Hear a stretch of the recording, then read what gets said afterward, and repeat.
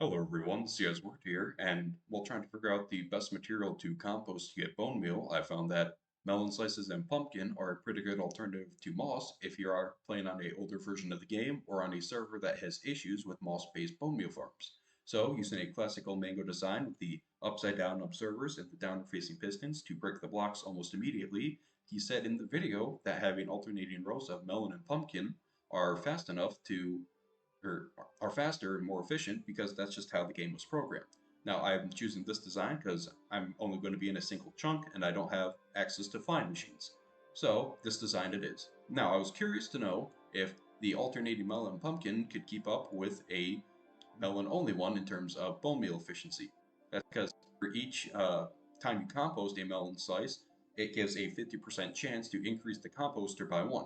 And each melon block gives 2 to 3 melon slices when broken, as opposed to a pumpkin that only gives 1 pumpkin with an 85% chance to fill the composter. So, in theory, this should have a 125% chance to fill the composter when broken, if those numbers make sense, as opposed to only 85. Now, it's only a matter of can this keep up in terms of speed with this one with the alternative design, because for those who don't know, this is indeed much faster. And so just to prove this, I went ahead and put a command block on top of each of the observer blocks here. So we got observer block and the command block, so it's only powering that. And I made sure the dust is in the dot state, so it's not powering the neighboring ones as well. And I just went ahead and added 1 to the scoreboard for each. So that's row 1, row 2, 3, 4, row 5, row 6, so on and so forth up to 28. Then I rotated 90 degrees so that this one would be in the exact same configuration and be a one-to-one comparison. So this is 1, 2, 3, 4, 5, 6, 7, 8, so on and so forth. And then I rotated 90 degrees and did it for the other two. So to go over, we have melon only, the row format of melon pumpkin, pumpkin only, and diagonal format of melon pumpkin. And for those who are technical, you'll know that this one is the only one that is actually faster. And I'll go over the numbers in just a bit. So let me go ahead and show the scoreboard. Set display, sidebar, frequency. And you can see that not a single one from the other designs have showed up in the top category here, top listing. And I'll show everything in a spreadsheet and go over the numbers in just a bit. But before that, let's go ahead and see if this carries over to Bedrock or if there is yet another parity issue. Okay, so I've done the exact same thing here on the Bedrock edition. I have all pumpkin, rows, all melon, and then the diagonals in the exact same weird configuration as before. Everything has the command blocks. I do not like command blocks on Bedrock Edition. They are very annoying to work with the only benefit is you can actually have a large view.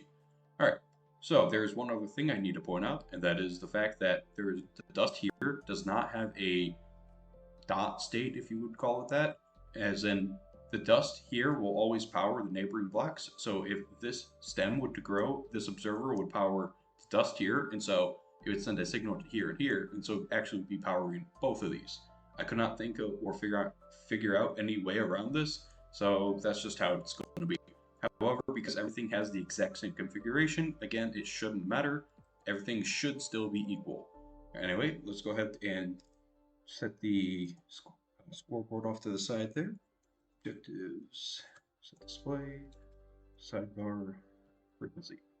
And once again, we see that the row format has the far superior lead as opposed to everything else again. And let's go ahead and throw it all into an Excel document.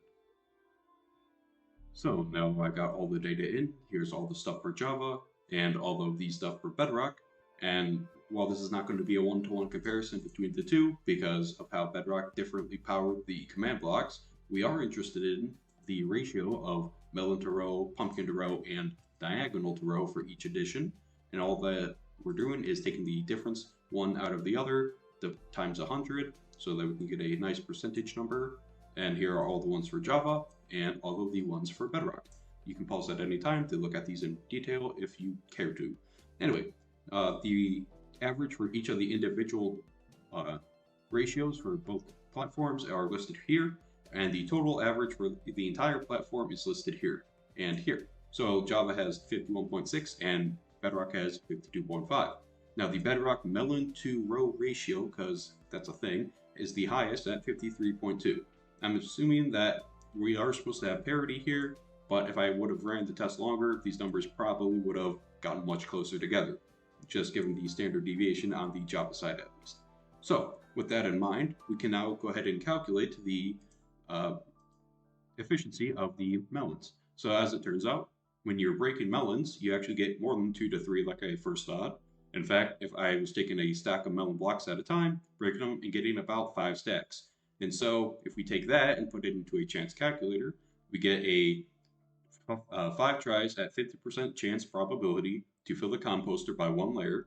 So that gives us a 96.88% chance to fill 1 layer.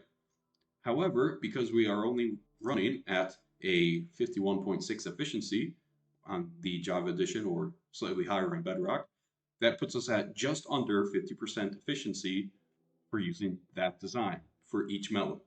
Now, because I was going to go ahead and try and do the math for mixing the rows, seeing at what point maybe having a smaller amount of rows is less efficient.